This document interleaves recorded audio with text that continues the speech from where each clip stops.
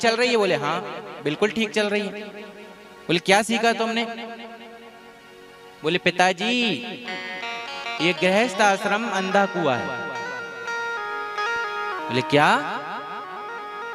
बोले हाँ ये गृहस्थ आश्रम अंधा कुआं है, इसलिए आप इन सबको त्याग कर भगवान की शरण में जाइए। बोले अरे ये क्या सीखा है तुमने? बोले हाँ पिताजी मैं बिल्कुल सही बोल रहा हूँ। बोले क्या? बोले पिताजी आप कितना भी धन कमा लें, धन भूमि पर ही रह जाएगा। धनादि भूमो, आप कितना भी धन इकट्ठा कर लें लेकिन धन भूमि पर ही रह जाएगा आपके जाने के बाद। आप घोड़े हाथी इत्यादि पशु पाल रहे हैं, पशुवष्ट गोष्ठे, आप जब जाएंगे पशु गोष्ठ में बंधे, गौशाला में बंधे रह जाएंगे, आप कुछ नहीं कर पाएंगे। अरे नारी कहतबा सका शमशाने, नारी आपके घर तक के द्वार तक आएगी पिताजी, सखा शमशान तक आएंगे, इससे आगे कोई नहीं जाएगा आपके साथ। अरे जिस शरीर को आप अपना समझ रहे हैं वो भी नहीं जाएगा आपके साथ, वो भी नहीं जाएगा। आप इसको अपना अपना कह रहे हैं, ये भी आपके साथ जाने वाला नहीं।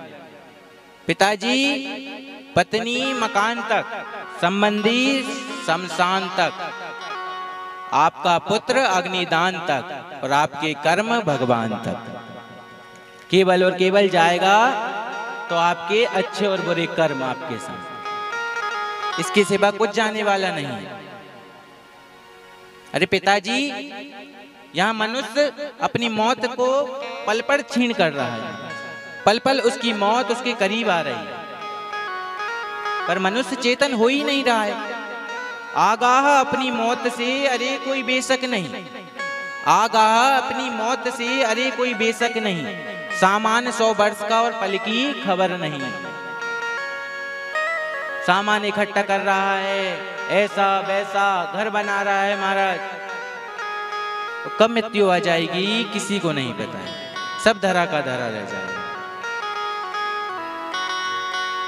पिताजी को बड़ा बुरा लगता, अरे ये क्या मुझे उपदेश दे रहा है तू, नेक सा बालक और मुझे उपदेश दे रहा है अपने पिता को। डांट कर फिर से आश्रम में छोड़कर आ गए। गुरुओं से कहा क्या सिखा रहे हो ये? बोले हम महाराज इसको कुछ नहीं सिखा रहे, हम इससे पूछते हैं तो ये कहता है कि मैं गर्भ से सब कुछ सीख कर आया हूं। महाराज हम इसे और अच्छे से सिखाएंगे, और अच्छे से सिखाएंगे। बोले ठीक है महाराज। अब फिर से आश्रम में छोड़कर चले गए। आज संडा मार्के जी ने पूछा कि ये तुम्हें विद्या, ये तुम जब पिताजी तुम्हारे आते हैं तुम उन्हें ये ज्ञान देते हो, ये तुम्हारे पास कहां से आया? बोले गुरुजी मेरे भगवान इतने अच्छे हैं, आप उनकी शरण में चलकर देखिए, आप जो मांगेंगे वो मिलेगा, आप उनकी शरण में चलिए। गुरुजी को लगा ये छोटा सा बालक मुझे ही ज्ञान दे रहा है, डांटने लगे। बोले मैं सत्य कह रहा हूं, पर गुरुजी ने ध्यान नहीं दिया। एक दिन गुरुजी किसी काम के बस बाहर गए। इधर प्रहलाद जी ने क्या किया, आश्रम में जितने बच्चे थे सबको भगवान की लीलाएं सुनाने लगे। सबको भगवान की लीलाएं बड़ी अच्छी लगी महाराज, सबको भगवान की लीलाएं बड़ी अच्छी लगी। अब सखा पूछते कि ये है कौन, तुम कैसे जानते हो? बोले मैं सब सीख कर आया। बोले फिर यहाँ क्यों आए हो? बोले पिताजी की इच्छा है इसीलिए मैं यहाँ आकर रुका। फिर कुछ समय बीता, पिताजी पुनः वापस आए। अब तो कुछ सीखा ही होगा। पुत्र ने फिर दौड़कर गले लगा लिया। गले लगाया, पिता ने फिर पूछा बेटा क्या सीखा तुमने? बोले पिताजी मैंने इस बार एक नहीं 9 अच्छी चीजें सीखी। बोले क्या? तो प्रहलाद जी ने साक्षात नवधा भक्ति हिरण्यकश्यप को सुना। बोले पिताजी भगवान की कथाओं को कानों से श्रवण करना चाहिए। मनुष्य का ये 9 ही रास्ते हैं महाराज भगवान को प्राप्त करने के, 10वां कोई भी रास्ता नहीं। भगवान के चरितामृत को श्रवण करो, पहला रास्ता। दूसरा कीर्तन, भगवत नाम हमेशा लेते रहो। तीसरा स्मरणम, मन से हमेशा कुछ भी काम करते रहो महाराज, लेकिन मन से हमेशा भगवत नाम की चिंता करो। पाद सेवितम, भगवान के चरणों की हमेशा सेवन करते रहो। पांचवा अर्चना, जो हम रोज भगवान की आरती करते हैं, नित्य भगवान की आरती। जो भी चीज हमारे पास आए, धन दौलत भोजन पानी वस्त्र आभूषण, सबको पहले भगवान को स्पर्श कराएं, फिर उनका प्रसाद समझकर खुद ग्रहण करें।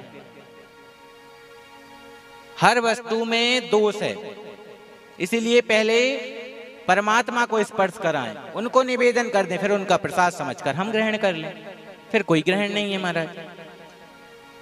छठवां रास्ता है वंदनम, भगवान की नित्य वंदना करनी चाहिए। सातवां दास बन जाएं, अपने आप को दास समझें, भगवान को स्वामी समझें, भगवान की सेवा करें। आठवां साख, मतलब सखा बन जाएं, जैसे अर्जुन बना। और नौवां रास्ता आत्मनिवेदनम, अपनी तन मन धन को भगवान के चरणों में समर्पित कर दो। तो पिताजी मैंने कि कोई कुछ लेकर नहीं जाएगा,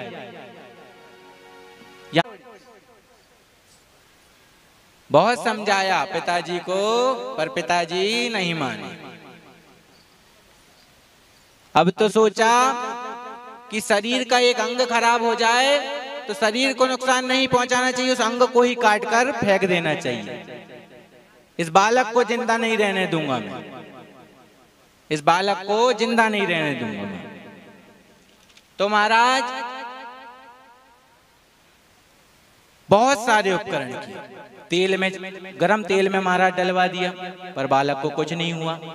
बालक हमेशा नारायण नारायण नारायण नारायण, विष का पान करवा दिया, कुछ भी नहीं हुआ महाराज। नारायण नारायण नारायण। हाथी से कुचलवाया, फिर भी नहीं हुआ महाराज कुछ। पहाड़ से नीचे गिरवा दिया, फिर भी कुछ नहीं हुआ। क्यों? जिसको राखे राम जी मार सके ना कोई, बाल न बाका कर सके जो जग बैरी होई। अरे जिसके ऊपर राम जी की कृपा है, जिसके ऊपर श्याम जी की कृपा है, उसका कौन बाल बाका कर सकता है? अब तो महाराज हिरण्यकश्यपु को बड़ी टेंशन है। कहे महाराज इतने मानने का प्रयत्न कर चुका हूं, मर ही नहीं रहा है, मर ही नहीं रहा है। तो इसकी एक बहन थी, नाम था होलिका। इसको ब्रह्मा जी का वरदान था, ब्रह्मा जी ने इसको एक चुनरी दी थी, तू इसे ओढ़कर अग्नि में बैठ जाएगी तो कभी जलेगी नहीं। इसने योजना बनाई, बहन से कहा देख बहन तेरे पास तो वरदान है, तू उसको उस चुनरी को ओढ़कर आग में बैठ जाना, मेरे पुत्र को गोद में लेगा, पुत्र जल जाएगा, तू बच जाएगी। क्यों? क्योंकि वरदान के कारण हे बहना नहीं आग में तू जल पाएगी, और जल जाएगा पुत्र मेरा, छाती ठंडी है जाएगी। अरे मेरी छाती ठंडी है जाएगी, तू इसको एक बार मार दे। अब चिता तैयार करी गई महाराज, चिता तैयार हुई, होलिका प्रहलाद जी को लेकर गोद में बैठ गई। देखिए जिसके ऊपर प्रभु की कृपा होती है उसका कोई कुछ नहीं बिगाड़ सकता। तो महाराज चिता में जैसे ही अग्नि लगी, अग्नि लगी तो चुनरी ओढ़कर प्रहलाद जी पर लपट गई महाराज। अब जब होलिका जलने लगी तो धू धू कर जलने लगी। और नर नारी क्या कर रहे हैं? होलिका दहन को देखा तो नर नारी खुशी मनाने लगे। होलिका जली प्रहलाद बचे, हिरण्यकश्यपु आंसू बहाने लगे। अब हिरण्यकश्यपु रोने लगा, क्रोध आ गया, पुत्र को पकड़ ले। अरे तुझे कौन बचा रहा है बोल? बोले पिताजी मैं तो उस परम पिता परमात्मा की शरण में हूँ। बोले वो कहाँ है? बोले वो हर जगह है, हरि व्यापक सर्वत्र समाना। पिताजी बस प्रेम से प्रकट करने की आवश्यकता है। बोले कहाँ है बता? बोले इस खंबे में। बोले हाँ इस खंबे में भी है। हिरण्यकश्यपु ने गदा उठाकर उसमें मारा, धड़ाम से आवाज आई महाराज। और जब वो खंबा फटा तो नरसिंह भगवान प्रकट हो गए। बोलिए नरसिंह भगवान की जय हो। और दहाड़ रहे हैं महाराज, क्योंकि था तो सिंह, दहाड़ रहे हैं। अब तो हिरण्यकश्यपु घबराया महाराज, फिर सोचा मैं तो मरने वाला हूं ही नहीं, घबराने की क्या आवश्यकता। भगवान ने कहे रुक जा, तेरे इंतजाम के लिए नरसिंह रूप धरा है। बोले मैं दिन में मरूंगा ना रात में। बोले देख संध्या की बेला है। बोले अस्त्र से मरूंगा ना शस्त्र से। बोले देख फैशन के लिए नाखून नहीं बढ़ाए, तेरे लिए बढ़ाए हैं। बोले मैं मनुष्य से मरूंगा ना जानवर से। बोले देख नरसिंह रूप है, आधा पुरुष का है आधा सिंह का है। बोले मैं 12 महीने में नहीं मरूंगा महाराज। बोले 13वां महीना अधिक मास तेरे ही लिए बनाया है, चिंता मत कर। एक एक वरदानों की पूर्ति करी और हिरण्यकश्यपु को अपने जांग पर रखकर, क्योंकि वरदान था ना ऊपर मरूंगा ना नीचे मरूंगा, तो मध्य में रखकर उसका सीना विहीन कर दिया महाराज। और अंदर की जो मांसपेशियां थी उतार कर अपने गले में डाल ली महाराज। अब भयंकर विकराल रूप, भयंकर विकराल, सब डरे। देखिए भगवान के आने में देर नहीं है, भक्त के बुलाने में देर है। भगवान तो बैठे ही हैं कि कब कौन सच्चा भक्त मिल जाए। दूर की भी बात नहीं महाराज, मीराबाई देख लीजिए, कलयुग की बात है, भगवान आ गए। बहुत से महाराज सूर्य अनेक फिरे कर्ण मां, पर बेपद सूर सी चाह कहां। कर तल मंजीरा बजाती फिरे, पर मीरा सी मत बारी कहां। और श्री राम कथा कितनों ने लिखी, पर तुलसी सी मर्यादा कहां। नरसिंह बसे हर खंबन में, प्रगटन को प्रहलाद कहां। प्रगटने के लिए प्रहलाद की आवश्यकता है महाराज। नरसिंह तो हर खंबे में बसे।